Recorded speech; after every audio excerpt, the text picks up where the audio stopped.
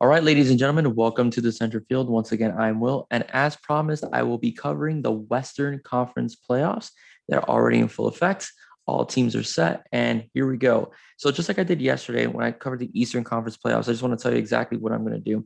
I'm first going to cover teams 1 through 8, then 2 and 7, then 3 and 6, then 4 and 5. All right, then I'm going to give you my prediction for who's going to come out of the Western Conference and take on the Eastern Conference winner. So you're going to get that towards the end. So let's start first with the first matchup, which is going to be the Utah Jazz versus the Memphis Grizzlies, a game that just ended in overtime in a thriller in which the Golden State Warriors were completely knocked out of the playoff picture. Utah is a very solid basketball team, as well as Memphis. So this is a pretty good matchup because you have two teams that pretty much know each other, can defend each other, and also can score on each other as well. The thing about the Western Conference this year is that there's no slouch, all right, in any scale. Every team is good, and any team could beat any team on any given night. Although I do think that the top three teams that are there deserve to be there. So I will explain what I mean by that in a minute. Want to break things off with the Utah Jazz first. Utah Jazz have a solid guard in Donovan Mitchell. Donovan Mitchell is a rising young star in the NBA. He's already a star, but because he plays in Utah, he doesn't get as much credit or as much pub as someone like Steph Curry does, or LeBron James, or Joel Embiid, who plays in a big market like Philadelphia, and so on.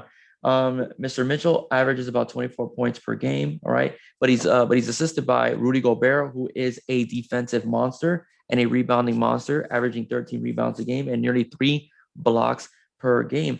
Also helping him out is Mr. Mike Conley with 6 assists per game as well. So notable guys in the Utah Jazz that I advise you look at are guys like Jordan Clarkson.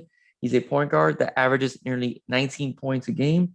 And Bojan Bogdanovic, all right, small forward. He could play down low, but he could also murder you with a 3-point shot. So pretty much Utah is a very complete team. They're very good offensively and they're very good defensively. And they'll be taking on the Memphis Grizzlies that are pretty similar with Ja Morant, who's a stud player, young player, averaging 19 points a game, a bit more balanced as a team.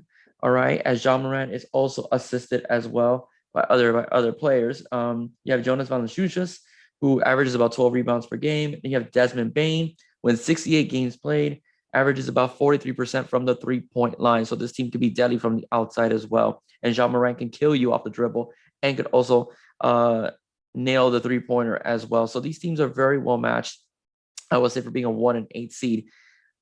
Although the Utah Jazz are the new kid on the block per se, they're not as experienced as it seems like the Lakers and Clippers. So they're not getting as much respect across the league, or at least amongst political sports analysts. I do politics as well on the side, as you can tell by my podcast. All right, by other sports analysts as well. They're not getting the same respect. So, but I do believe the Utah Jazz will defeat the Memphis Grizzlies. I do believe it will probably be between 5 and 6 games. Utah's a very good home team. They're very good defensively. They're very good offensively. Donovan Mitchell is a great kid. He's he's got it together as a player. He knows his role in the team. He also knows how to get other players involved as well. And Mike Conley is a very good player. When he's not injured, he's very effective in the basketball court as well. So I think that you're going to see a victory by the Utah Jazz, and they'll be moving on to the second round very effectively, I might say. All right, so moving on to the next team. Okay, we're going to be going into the Phoenix Suns versus the LA Lakers. Now, this matchup could be a toss-up if the two intangibles named LeBron James and Anthony Davis are healthy. All right. LeBron James and Anthony Davis, who are two amazing basketball players, have missed significant time this season due to injury. LeBron has only played 45 games this year, and AD has only played 36 games this year. When LeBron's been on the court, he's obviously effective. The reason why they're even in the playoff picture has been because LeBron James has been on the basketball court.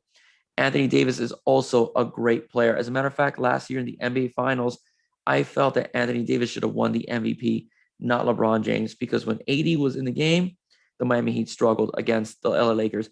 But when AD was not in the game, the Miami Heat were much more effective, even with LeBron in the game as well. All right, so those are things that I saw last year and I see this year. So my take is, if the LA Lakers are healthy, they could defeat the Phoenix Suns. But if not, if LeBron James is hurt, he is hobbling, and so is AD. throughout this whole series. I do see the Phoenix Suns taking it, but I'm explaining why, and then I'm going to go back to really reiterate my prediction. The Suns are very good. All right, the Suns have Devin Booker, who's another underrated player because he plays in Phoenix. But Devin Booker has dropped 40, 50-point games on several occasions, through his time period in the NBA. Devin Booker is averaging nearly 26 points per game this year. He's also being mentored by Chris Paul, who's averaging 8 assists. Chris Paul's playoff history is a little dicey. All right, so that causes concern for the Phoenix Suns, but I think Chris Paul will be effective this year because not all the pressure is going to be on him because it's Devin Booker's team. All right, some notable players that I think will do will do some damage are going to be Jay Crowder. Jay Crowder was very effective for the Miami Heat last year in their playoff run. He shot the ball well from 3-point land. He defended the wing very well, so he's a good perimeter defender. I think it's very notable that we look at him, just to say the least. And of course, we have DeAndre Ayton. DeAndre Ayton averages about nearly 11 rebounds per game. But like I said, in terms of the series, the way it's going to go, if the LA Lakers are healthy, I think they will upset the Phoenix Suns just because of the experience. And LeBron James, at the age of 36, is still a monster. You can't stop that man. And 80 is literally a 7-footer that plays like he's 6'3". He's a guard. He's a stud center that plays like a guard. All right, 80 will murder you down low, and he'll shoot a 3 over your head too. I mean, that's a really complete player. And like I said, should have been last year's NBA Finals MVP, not LeBron James, my perspective. But from what I've seen this year, the number of games played, I do think the Phoenix Suns will defeat the LA Lakers. Okay, won't be surprised the Lakers win though. Again, it all depends on LeBron's health and 80s as well. All right, but I do think the Phoenix Suns will take the next step and knock off the defending champions. Going next to 3 and 6, this is gonna be a fun series. I like this series. The Nuggets of Denver, okay, versus the Trailblazers of Portland. Let's go first with the Denver Nuggets. Heartbreaking loss during the season for the Denver Nuggets, losing Jamal Murray.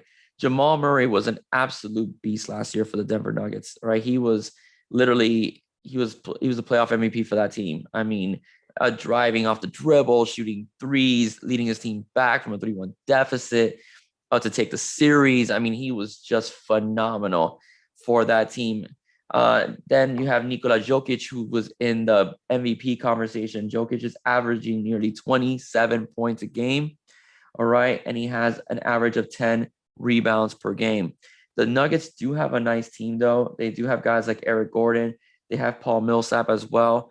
That could be pretty good role players for this team going forward in the playoffs in the series against the Trailblazers. The Portland Trailblazers are led by one of my favorite players in the NBA, and that's Damian Lillard. Damian Lillard finished 3rd this year in the scoring title. Not only that, he's also a guy who distributes the basketball, averaging about 7.5 assists per game. Very effective on the court. One of the best players in the NBA.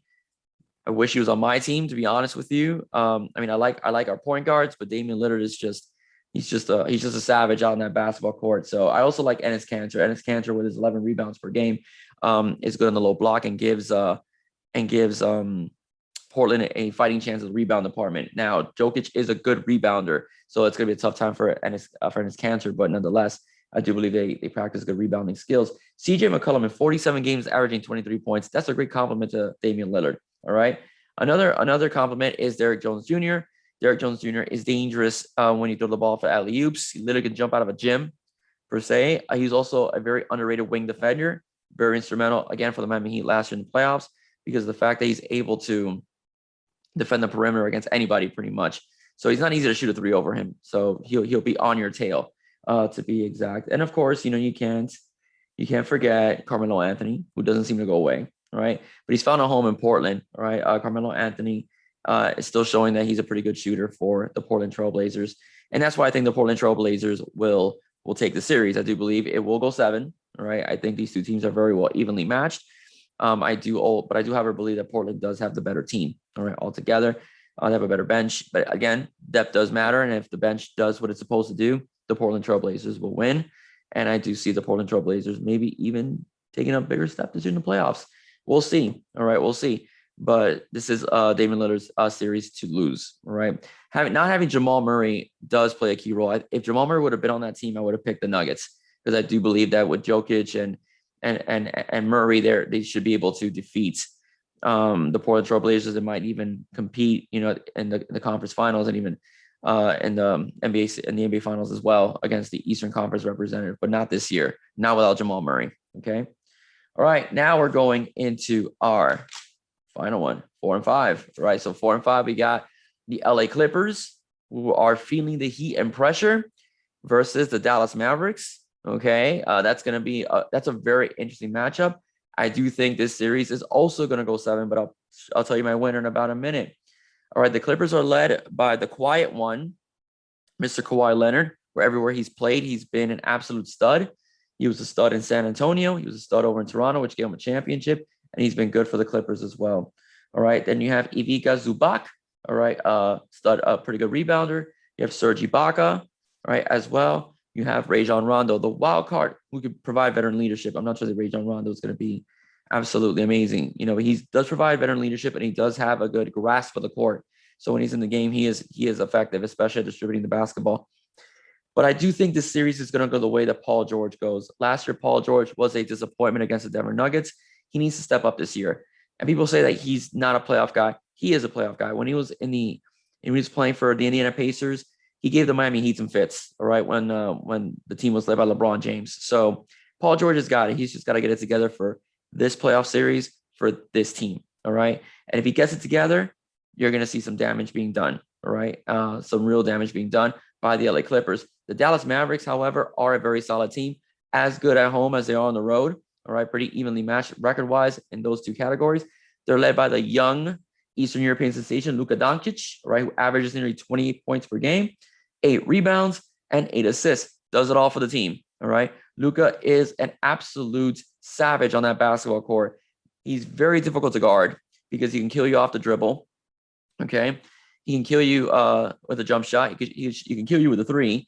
If you double team him, he knows how to find the open man, as you can tell from his assist statistics. All right, and this time around, he might be joined by his buddy Kristaps Porzingis. All right, in general, because there's Rick Carlisle, his coach, the Dallas Mavericks, say that he might play in this playoff series. So that might be a factor in this series moving forward.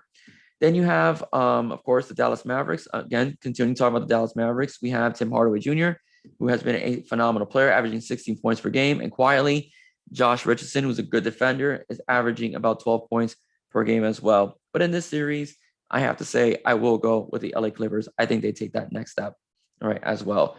And pretty much move on in the Eastern Conference, all right, to say the least. Okay, so I've given you my 1 through 8. I've given you my 1 and 8. My 2 and 7, my 3 and 6, my 4 and 5. Who am I going to pick to take on the Eastern Conference champion? Who I think is going to be the Miami Heat. Not the LA Lakers, but the LA Clippers. Okay, I do believe it's the LA Clippers year. I do believe that last year the bubble may have affected them. Some players complained about that. I don't buy that. Every team was in the same situation, but I do believe that Paul George takes that next step. And Kawhi Leonard, also being who Kawhi Leonard is, probably one of the best two-way players, and not the best two-way player this time around in the NBA. I think they take that next step and they go all the way to the NBA Finals to face the Miami Heat, as I mentioned yesterday, to be exact. Now, I will not give you my winner of the NBA Finals until the two actual teams meet, and then I'll give my finals prediction. All right? All right. If you like what you heard, please like and subscribe and share, all right, this video and the previous video as well, as they're both tied into the NBA playoffs. Okay. If you like podcasts, my partner, Alex, we do have a podcast that you can find on Spotify. You can find on Anchor. You can find on Google or anywhere you get your podcast. It's called The Center Field, the same as the name here on YouTube. We have bi-weekly episodes, usually every Thursday, beginning every Thursday at 6 p.m. But we have a library of episodes that have already started. So please, if you like podcasts, you're driving around, please listen to our podcast. You'll enjoy the show. It's more of a variety aspect, to say the least, focusing on sports as of right now on YouTube and entertainment. And we'll do a lot more variety on the podcast on Spotify, Anchor, and other elements of where you can find your podcast. So again, please like, subscribe, and share. Okay. So enjoy the playoffs. Have a good day. I'll see you soon. Bye-bye.